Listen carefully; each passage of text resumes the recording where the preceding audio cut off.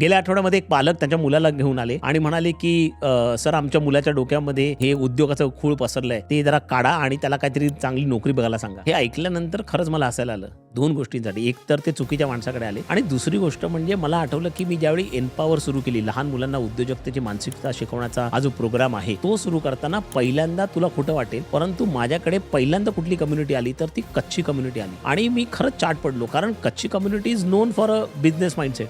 तर मी त्यांना विचारलं सुद्धा की बाबा रे असं विचित्र वाटत नाहीये का की एक मराठी माणूस कच्ची लोकांना उद्योग शिकवणार.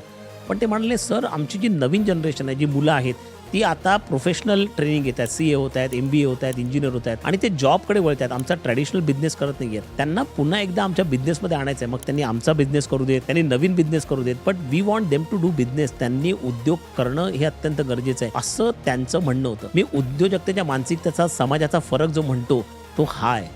आपण कसा विचार करतो आणि त्या कम्युनिटीज कसा विचार करतात यातली भिन्नता खऱ्या अर्थाने उद्योजक का घडत नाहीत मराठीमध्ये याचं उत्तर देत.